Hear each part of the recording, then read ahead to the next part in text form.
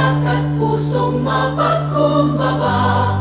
Sa tahanan ng Diyos tayo'y nagtitipon, awit ng papuri sa Kanya'y iaahon. Kristo Jesus, aming ilaw at pag-asa, Ikaw ang daan tungo sa bagong buhay. Sa iyong salita kami pinalalakas, pag-ibig mo'y gabay naming wagas. Espiritu Santo, bumaba ka ngayon, punuin mo kami ng iyong biyaya at lingap, upang sa banal na pagdiriwang na ito, kami maging tapat na lingkod mo. Sa ngalan ng Ama, ng Anak, at ng Espiritu Santo, Amen. sumainyo ang Panginoon. At sumayo rin. Mga kapatid, sa araw na ito ating pinagdiriwang ang banal na kapistahan ng ating Panginoong Hesukristo bilang ang dakila at walang hanggang hari. Alalahanin natin ng ating Panginoong Hesukristo ay namamagitan para sa atin sa Kanyang Ama. Hindi siya napapagod, nagmamahal para sa atin. Palagi siya nagpapatawad sa ating mga kasalanan at inaalay niya araw-araw ang kanyang sarili para sa atin. Sa mundo na maraming sugat at pagod at maraming pagkukulang at kasalanan, masa tayo na meron tayong isang tapat na pari, si Jesus, na patuloy nananalangin para sa atin, patuloy na umaakay sa ating lahat at nagmamahal kahit na tayo paulit-ulit sa ating pagkakasala. Kaya sa banal na misa pong ito, alay natin muli ang ating mga pasanin sa Kanya, ang ating mga takot, ang ating mga pangarap, at hilingin natin na tulad niya, matuto tayong magmahal, maglingkod, at magsakripisyo para sa iba. At para tayo makitang karapat-dapat na makatanggap sa mga banal na misteryo, magpakumbaba tayo, hilingin natin muli ang Kanyang awa at pagpapatawad. Inaamin ko. Sa makapangyarihang Diyos at sa inyo mga kapatid, na lubha akong nagkasala sa isip, sa salita, sa gawa at sa aking pagkukulang.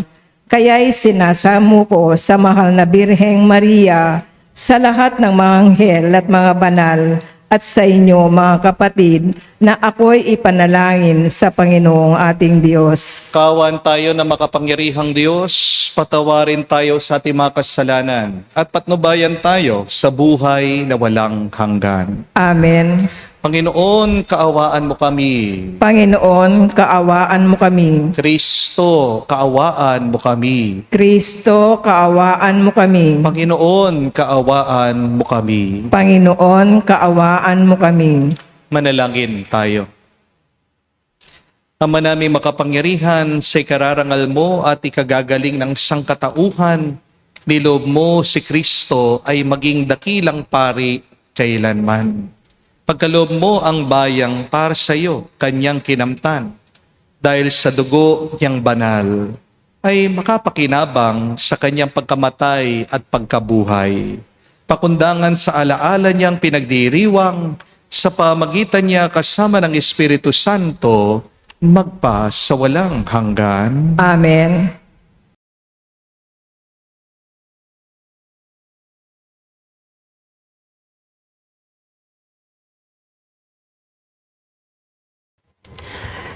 Pagbasa mula sa aklat ng Henesis. Noong mga araw na yon, pagsapit nila sa dakong itinuro ng Diyos, gumawa ng dambana si Abraham. Inayos niya sa ibabaw nito ang panggatong at inihiga si Isaac matapos gapusin. Nang sasaksakin na niya ang bata, tinawag siya ng anghel ng Panginoon at mula sa langit ay sinabi, "Abraham, Abraham." Huwag mong patayin ang bata. Huwag mo siyang saktan. Naipakita mo ng handa kang sumunod sa Diyos sapagkat hindi mo ipinagkait sa Kanya ang kaysa-isa at pinakamamahal mong anak. Paglingon niya ay may nakita siyang isang lalaking tupa na ang mga sungay ay napasabit sa mga sanga ng kahoy. Ito ang kinuha ni Abraham at inihandog kapalit ng kanyang anak. Ang lugar na iyo'y tinawag ni Abraham na ang Panginoon ang nagkaloob. At magpahanggang ngayon, sinasabi ng mga tao, sa bundok ng Panginoon ay may nakalaan. Mula sa langit, nagsalitang muli kay Abraham ang anghel ng Panginoon. Wika nito, Akong Panginoon ang nangako sa iyo, yamang hindi mo pinagkait sa akin ang kaysa-isa mong anak, pagpapalain kita. Ang lahi mo'y magiging sindami ng bituin sa langit at ng buhangin sa dagat. Lulupigin nila sa mga lungsod ang kanilang mga kaaway. Sa pamamagitan ng iyong lahi, pagpapalain ng ang lahat ng bansa sa daigdig, sapagkat ikaw ay tumalima sa akin. Binalikan ni Abraham ang kanyang mga alipin at sama-sama silang umuwi sa Beerseba. Ang salita ng Diyos. Salamat sa Diyos. Handa akong naririto upang sundin ang loob mo. Handa akong naririto upang sundin ang loob mo. Ang panghandog, pati mga hayin, hindi mo na ibig sa dambana dalhin, upang yaoy salay iyong patawarin. Sa halip, ang iyong kaloob sa akin ay ang pangdinig ko upang ikay dinggin. Handa akong naririto upang sundin ang loob mo. Kaya ang tugong ko, ako'y naririto. Nasa kautusan ang mga turo mo. Ang nais kong sundi iyong kalooban, aking itatago sa puso ang aral. Handa akong naririto upang sundin ang loob mo. Ang pagliligtas mo'y ipinagsasabi, di ko inilihim ang sa aking sarili, pati pagtulong mo't pag-ibig na tapat, sa mga lingkod mo'y isinualat. Handa akong naririto upang sundin ang loob mo. Silang lumalapit sa iyo'y dulutan ng ligay at galak na walang kapantay. Mayaang sabihing ang puwan ay dakila ng nangangaghahangad, maligtas na kusa. Handa akong naririto upang sundin ang loob mo.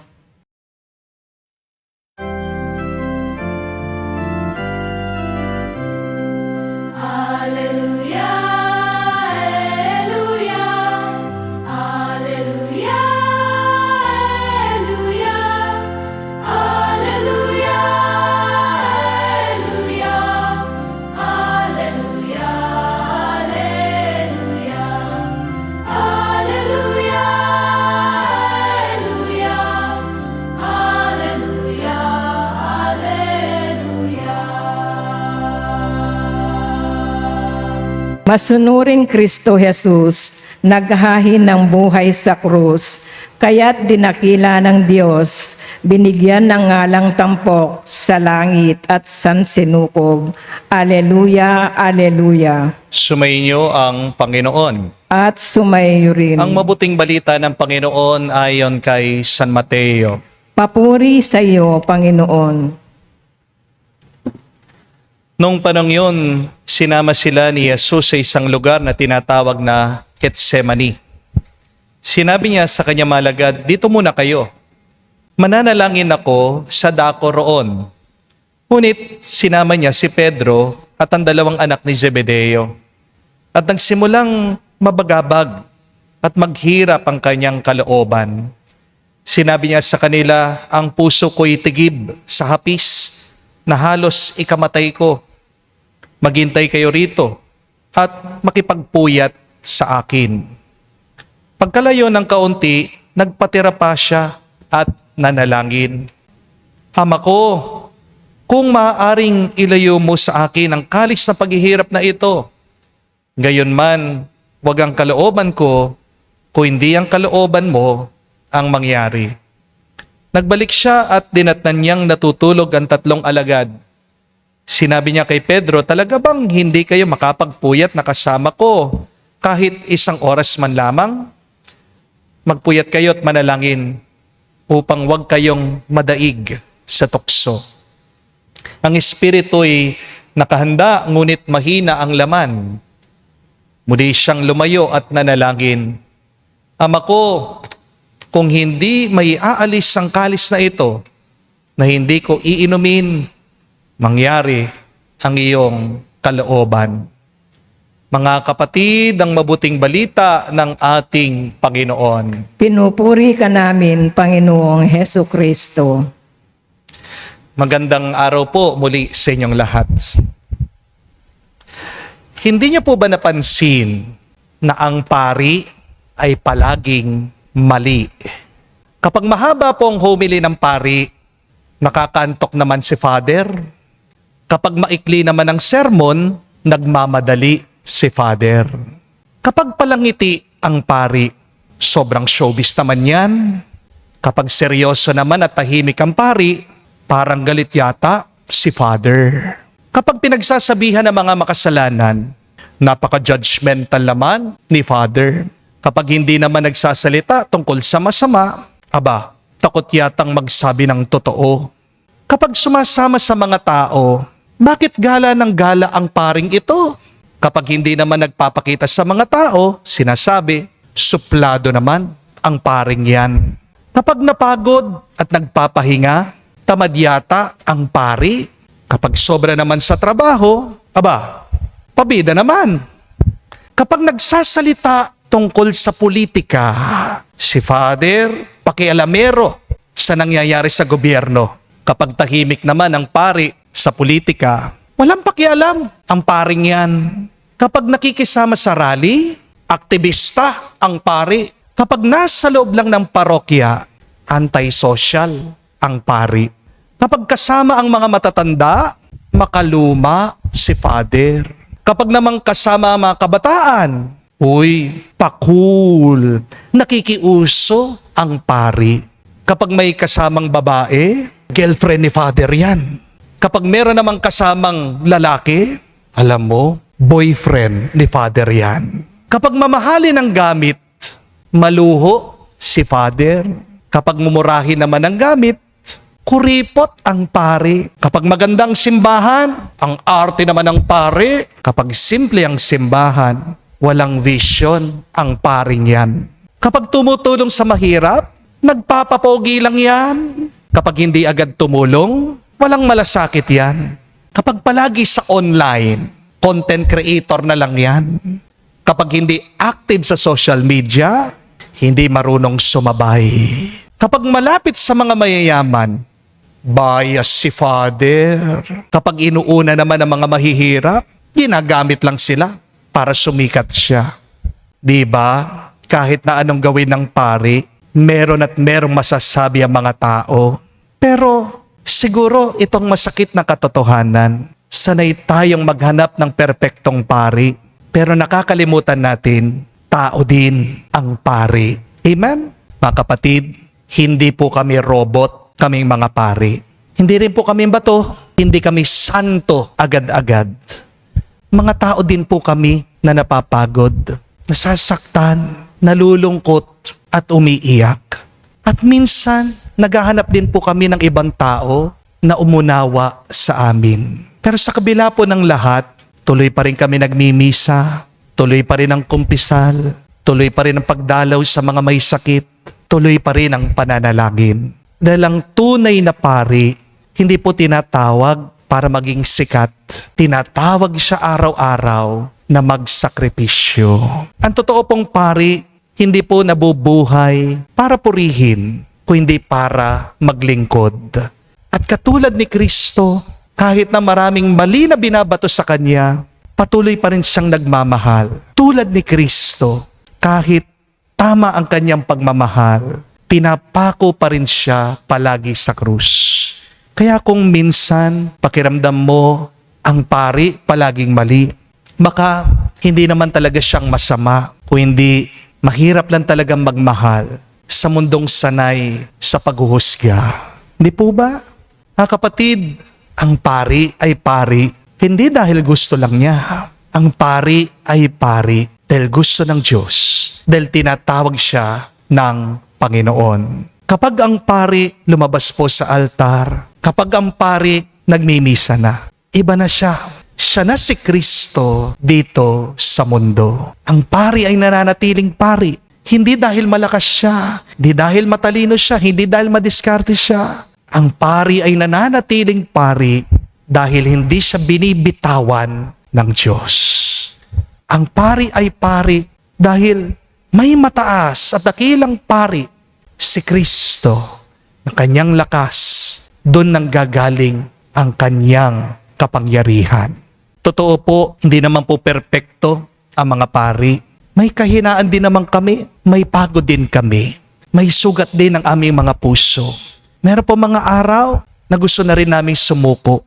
Pero tandaan niyo po ito, mga kapatid, ang Diyos hindi naman naghahanap ng perpektong tao. Ang hinahanap ng Diyos ay puso na handang maglingkod. Kaya yan ang nakakamangha sa Diyos. Minsan ang ginagamit niyang kamay para magpatawad ay kamay ng isang paring makasalanan din. Ginagamit na bibig para mangaral ay ang bibig ng tao na umiiyak at nasasaktan. Ang ginagamit ng Diyos na puso para magmahal ay pusong sugatan din minsan. Dito po natin makikita na hindi ang tao ang sentro ng bukasyon, kung hindi ang biyaya ng Diyos. Mga kapatid, kapag walang pari, wala pong magbabasbas sa kasal niyo. Walang magpapatawad sa kumpisal niyo. Walang gigising para magmisa at mag-aalay ng dasal. Kapag walang pari, sino po magdadala ng langis sa mga may sakit? Sinong tatakbo sa ospital kapag meron na naghihingalo? Sino po magbabasbas sa inyong mga anak? Sino mag-i-inspire sa inyo pag kayo'y depressed na? Sinong tatayo sa altar upang iangat ang katawan at dugo ni Kristo? Opo, mahalaga ang pari. Hindi dahil dakila siya, kundi dahil dakila ang Diyos na kumikilos sa pamagitan niya. Kaya wag po lang nating husgahan ang pari, ipanalangin natin sila. Amen? If you have time to criticize a priest, please have the decency, have the love to pray for them. Dahil minsan, ang pari na lagi nagpapalakas sa iba, nauubos din. Ang pari na ngumingiti po sa altar, siya din ay may dalang mabigat sa puso niya.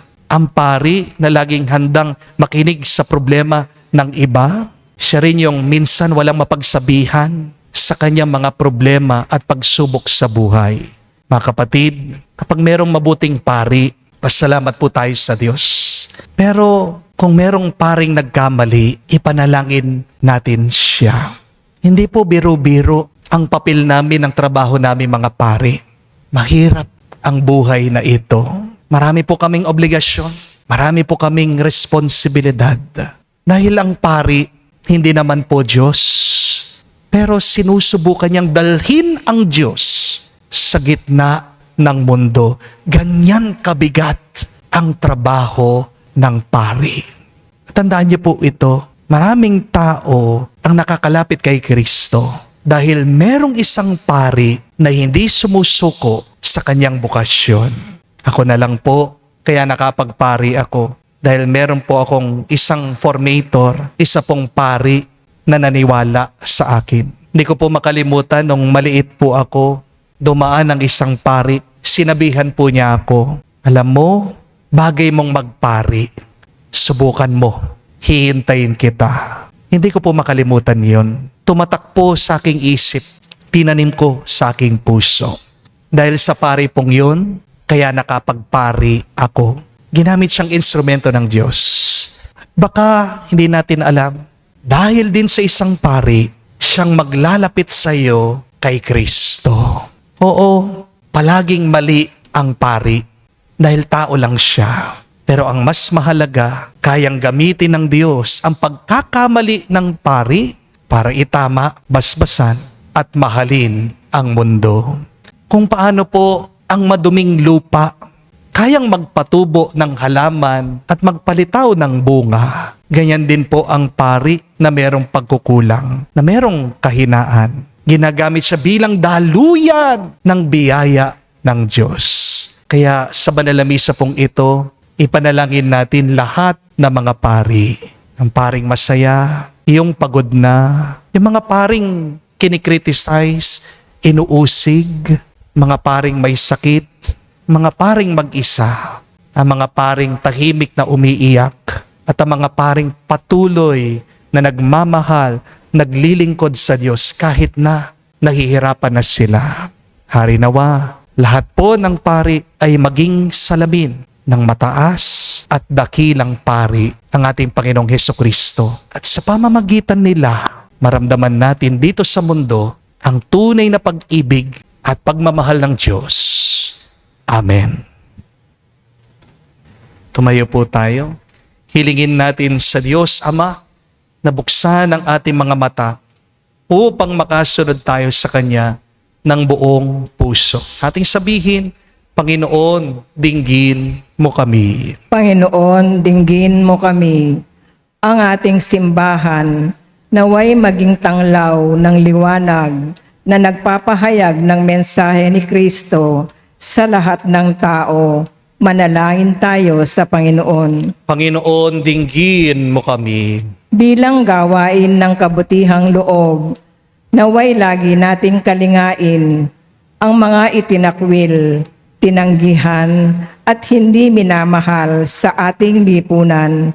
Manalangin tayo sa Panginoon. Panginoon, dinggin mo kami. Katulad ni Bartimeo, tayo naway magkaroon ng matatag na pananalig kay Jesus at sumunod sa Kanya sa daan ng buhay. Manalangin tayo sa Panginoon. Panginoon, dinggin mo kami. Sa katahimikan po ng ating puso, banggitin natin, sabihin natin sa Diyos ang ating mga personal na pangangailangan. Ama naming nasa langit, punuin mo kami ng iyong pag-ibig at pawiin mo ang kadiliman sa aming buhay upang makapamuhay kami sa liwanag ng iyong anak. Hiniling namin ito sa pamagitan ni Kristo, aming Panginoon. Amen.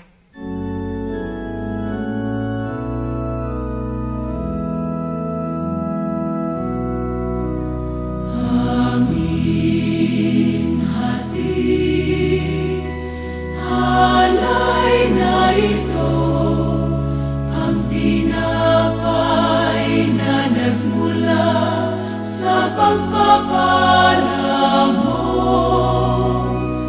At tanggapin,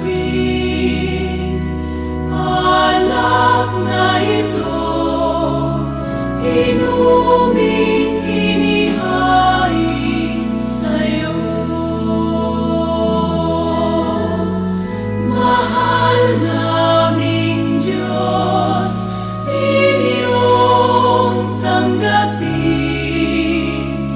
ang munting alay mula sa amin.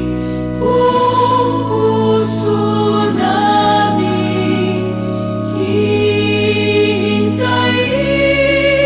pagpapala na aming hiling.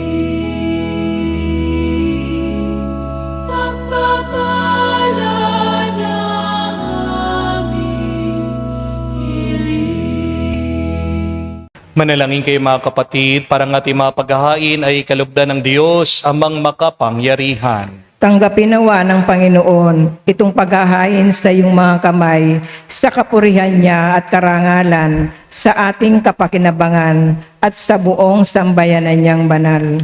Ama naming lumikha, ipagkaloob mong marapat na ganapin ang banal na paghahain, sapagkat tuwing pinagdiriwang ang alaala ng anak mong nag-aalay, ang pagliligtas niya sa tanan ay nangyayari upang aming pakinabangan sa pamagitan niya kasama ng Espiritu Santo magpa sa walang hanggan. Amen. Sumainyo ang Panginoon. At sumayo rin. Itaas sa Diyos sa inyong mga puso at diwa. Itinaas na namin sa Panginoon. Pasalamatan natin ang Panginoong ating Diyos. Marapat na siya ay pasalamatan. Ama naming makapangyarihan, tunay nga marapat ikaw ang aming pasalamatan sa pamagitan ni Jesucristo na aming Panginoon. Dakilang pag-ibig niya ang nagbunsod na maghain ng sarili nang kami matubos kaya't tinampok. Siya nakabayubay sa krus. Mula sa kanyang tagiliran, sinibat dugot tubig ang masaganang dumanak. Kaya't sambayanan mo'y dito na banaag. Ito ang sangkatauhang naakit sa puso ng iyong anak na sumasagip sa mga dumudulog sa batis ng kanyang pag-ibig. Kaya kaisa na mga anghel nagsisiawit ng papuri sa iyo. Nang walang humpay sa kalangitan, kami nagbubunyi sa iyong kadakilaan.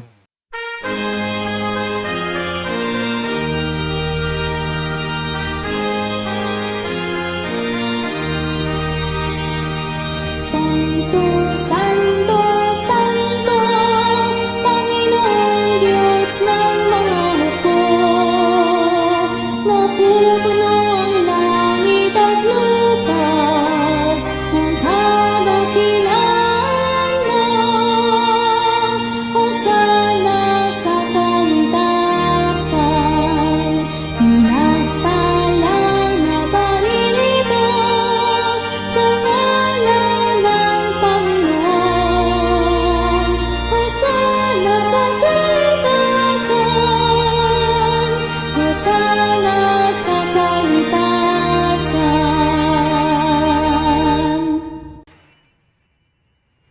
Ama naming banal, ikaw ang bukal ang tanang kabanalan.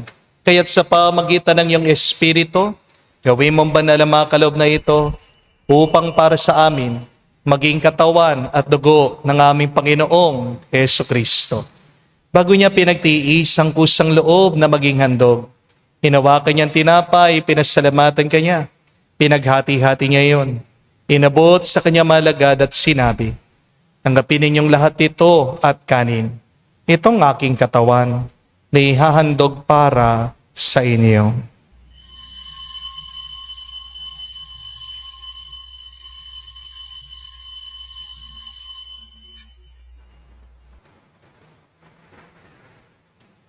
Gayon din naman na matapos ang hapunan, hinawakan niyang kalis, muli kanyang pinasalamatan. Inabot niya ang kalis sa kanyang malagad at sinabi, tanggapin ninyong lahat ito at inumin. Ito ang kalis ng aking dugo, ng bago at walang hanggan tipan.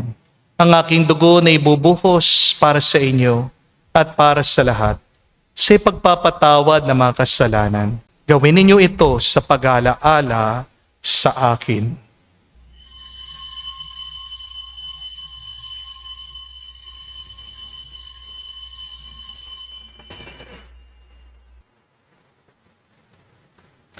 Ang misteryo ng pananampalataya.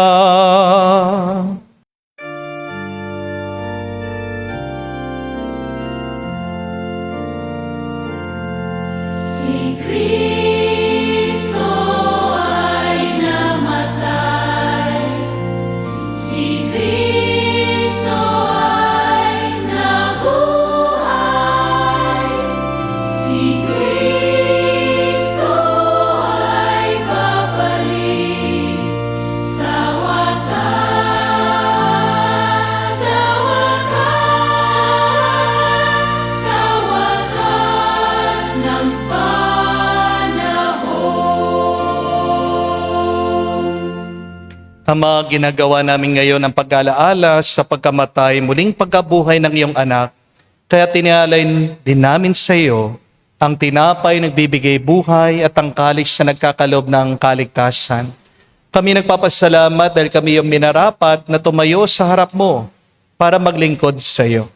Sinasamo namin kami magsalo-salo sa katawan at dugo ni Kristo ay mabuklod sa pagkakaisa sa pamagitan ng Espiritu Santo.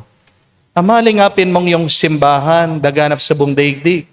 Puspusin mo kami sa pag-ibig. Kaisa ni Leon ang aming Santo Papa, si Florentino aming Arsobispo at ang Tanang Kaparian. Alalahanin mo rin ang aming mga kapatid na nahimlay, may pag-asang sila'y muling mabubuhay. Gayon din naman lahat ng mga pumanaw. Kawan mo sila at patuloyin sa iyong kaliwanagan. Kawan mo at pagindapatin kaming lahat, makasalo sa iyong buhay na walang wakas. Kaisa na mahal na Birhen Maria, Ina ng Diyos. Kaisa ni San Jose, ang kanyang malwalhating esposo. Kaisa na mga apostol, lahat ng mga banal, na namuhay dito sa daigdig, nakalugod-lugod sa iyo. Ay pagdiwang nawa namin ang pagpupuri sa ikararangal mo, sa pamagitan ng iyong anak, aming Panginoong Jesucristo. Sa pamamagitan ni Kristo, kasama niya at sa Kanya, lahat ng parangal at papuri ay sa iyo, Diyos Ama, makapangyarihan, kasama ng Espiritu Santo, magpasawalang hanggan. Amen. Amen. Amen. Amen. Amen. Amen. Sa nakagaling na utos sa turo ni Jesus sa Panginoon natin na Diyos, ipahayag natin ang lakas, loob.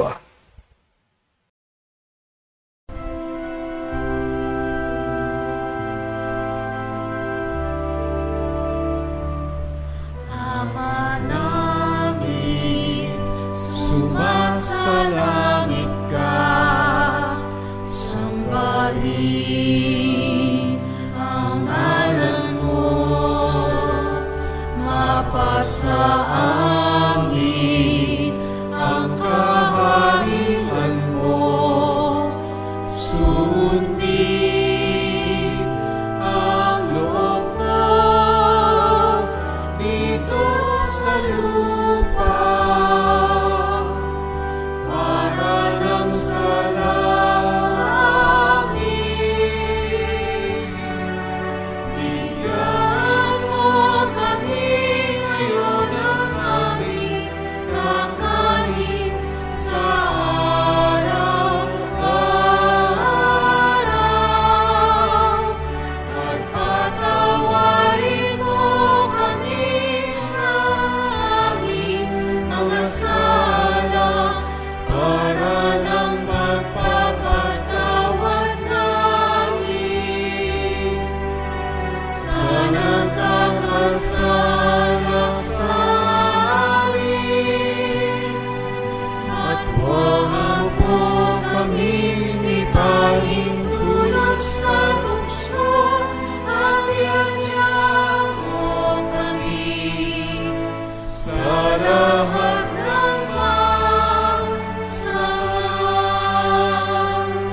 Hinihiling namin kami, Adya, sa lahat ng masama, pagkalooban ng kapayapaan araw-araw, ligtas sa kasalanan, ilayo sa lahat ng kapamakan, samantalang aming pinanabikan ang dakilang araw ng pagpapahayag ng tagapagligtas naming si Jesucristo. Sapagkat iyo ang kaharian at ang kapangyarihan at ang kapurihan magpakailanman. Amen. Panginoong Jesucristo, sinabi mo si mga apostol, kapayapaan ang iniwan ko sa inyo.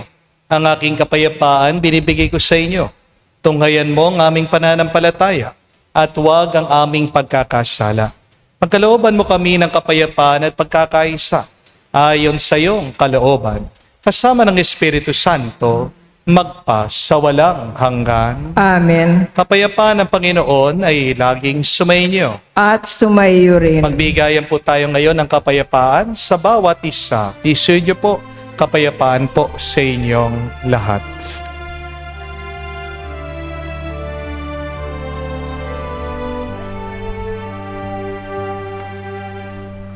Kordero ng Diyos na nag-aalis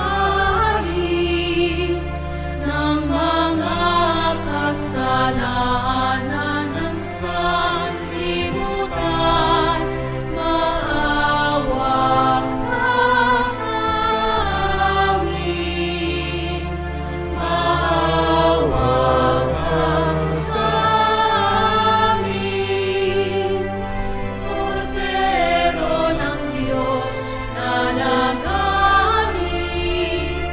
ng mga kasalanan ng sanlibutan, maawa ka sa amin. Maawa ka sa amin. Kordero ng Diyos na nag-aalis ng mga kasalanan ng sanlibutan, ipagkaloob mo sa amin ang kapayapaan. Mga kapatid, naririto ang ating Panginoong Jesucristo, ang Kordero ng Diyos. Siya nag-aalis sa mga kasalanan ng sanlibutan. Mapalad tayong lumalapit sa piging ng Kordero. Panginoon, hindi ako karapat-dapat na magpatuloy sa iyo, ngunit sa isang salita mo lamang ay gagaling na ako.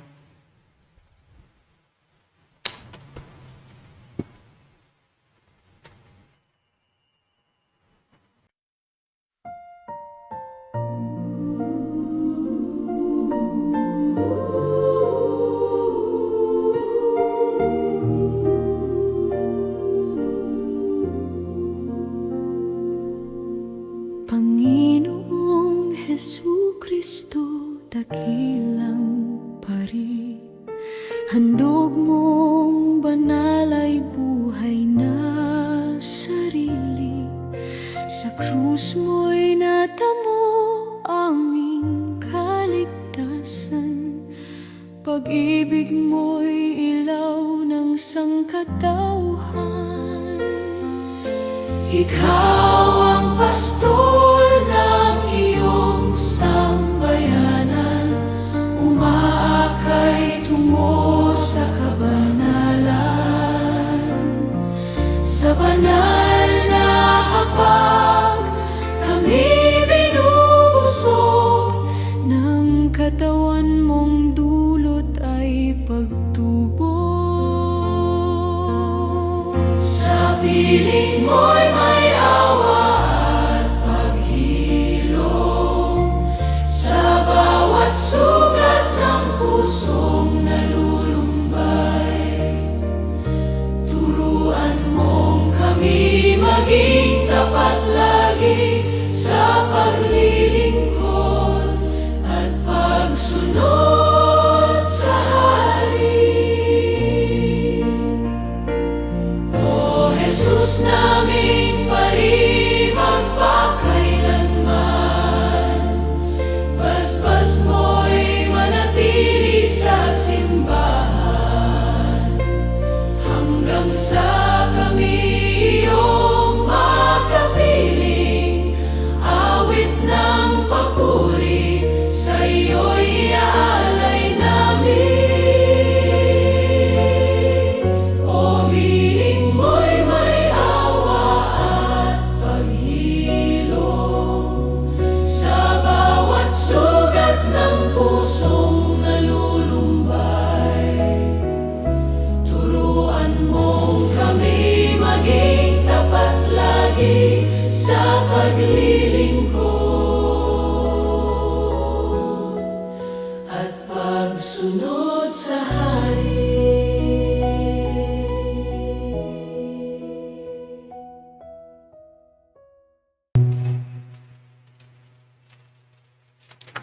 Manalangin tayo. Ama namin mapagmahal, pagkatanggap sa pakikinabang sa paghahaing banal na inahabilin ng iyong anak upang sa alaala niya ay pagdiwang. Kami dumadalangin, kami gawing haing kaisa niya kailanman. Sa pamagitan din ni Jesucristo kasama ng Espiritu Santo, magpa sa walang hanggan. Amen. May kasabihan po na ang mga pari ay para daw pong mga eroplano. Pinag-uusapan lang natin sila kapag meron isang bumagsak. Di ba? Ganyan tayo. Di natin napapansin yung mga libu-libong eroplanong dumilipad yung mga maayos.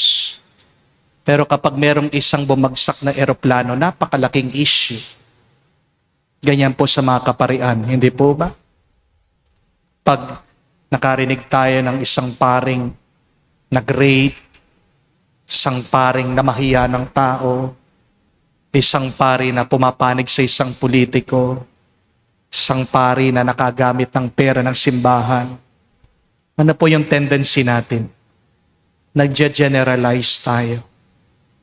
Nasabi natin, lahat ng pari masama. Lahat ng pari, demonyo.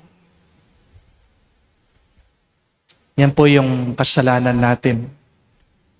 Yan po yung pagkukulang natin ng mga tao. Pero kailangan natin maunawaan, hindi ibig sabihin pag nagkamali ang isa, lahat ay damay.